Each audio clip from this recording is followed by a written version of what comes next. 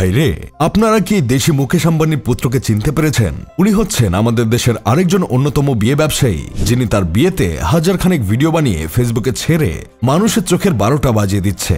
ভারতের আম্বানির পুত্রের বিয়ে হলে পুরো দুনিয়া নিউজ চ্যানেল জুড়ে নিউজ হয়ে যায়। বিয়েতে কে গেল, কে গান গাইলো, সেই সব প্রচার করে কিছু মিডিয়া। আর আমাদের দেশি আম্বানি পুত্রের বিবাহ কোনো নিউজ চ্যানেলে প্রচার হয় না। তারা নিজেরাই নিজেদের প্রোফাইলে হাজারটা ভিডিও আপলোড করে প্রচার করে। ভারতের আম্বানি পুত্রের বিয়েতে বিভিন্ন দেশে সেলিব্রিটিরা আসে, আর আমাদের দেশি আম্বানি পুত্রের বিয়েতে আমাদের দেশের বিভিন্ন লেভেলের ব্যবসায়ীরা আসে। যেমন ধরেন দেশ সেরা বউ ব্যবসায়ী ও স্বামী ব্যবসায়ী, উনি আবার আমাদের দেশের আরেকজন কাপল ব্যবসায়ীর ভাই। সে তার বিয়েতে যাওয়ার পর তার জামাইকে ধরে এমন কান্না করতেছে, সেটা ভিডিও করেও আবার ফেসবুকে ছাড়ছে। তাদের কান্না দেখে মানুষ বলতেছে এই প্রথম কারো কান্না দেখে হাসি পাচ্ছে।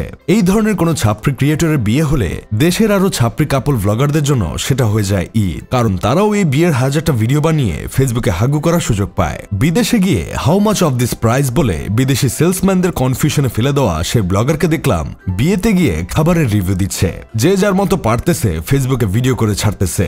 যার বিয়ে সেও হাজারখানেক ভিডিও ছাড়ে, আবার যাদের বিয়েতে ইনভাইট করছে তারাও হাজারখানেক ভিডিও ছাড়ে। আবার এসব ভিডিওতে হাজার হাজার মানুষ রিয়েক্ট দেয় আর কমেন্ট করে অসাধারণ হয়েছে, সুন্দর হয়েছে, মাশাআল্লাহ। ভাই, তোদের কি খেয়ে দিয়ে কোনো কাজ নেই নাকি? বাংলাদেশের যে বেকারত্ব হার বেশি সেটা এদের কমেন্ট আর লাইক দেখলেই বোঝা যায়। আসলেই ভাই, বাংলাদেশে জন্ম না হলে অনেক ধরনের বিনোদন থেকে বঞ্চিত হতাম। এদেশে ছাত্রীদের এমন একটা অবস্থা হয়েছে যে এরা বিয়ে করে বিয়ের দিনই বিয়ের খরচের টাকা উঠিয়ে ফেলে ফেসবুকে হাজারটা বিয়ের ভিডিও ছেড়ে। এই ভিডিও ছাড়তে ছাড়তেই দেশি মুকেশ আম্বানির ছেলের ফেসবুক ফলোয়ার 1 মিলিয়ন হয়ে গেছে।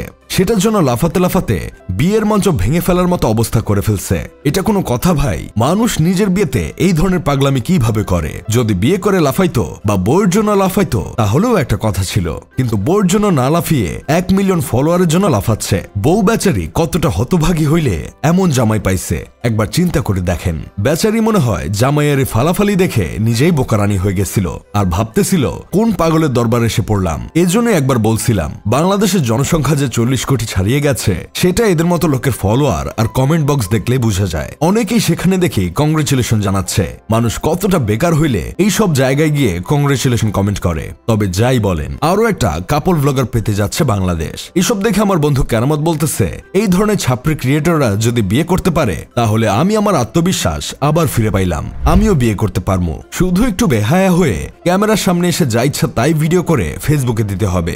যাই হোক, শেষমেশ আমি গোলাম হোসেন একটা কাজের কথা কই। গায়ে হলুদ থেকে শুরু করে বিয়ে করে বাসর করার আগ পর্যন্ত প্রতিটি মুহূর্তই এখন কিছু ছাপরি ব্লগারের কাছে একটা করে কন্টেন্ট। কবে জানি বাসর ঘরের ভিডিও মানুষ ছাড়া শুরু করে এক ধরনের কন্টেন্ট মনে করে। আসলে যাদের ব্রেন সাথে নাই তাদের কাছ থেকে এমন কিছু আশা করাটাও তো অস্বাভাবিক কিছু না।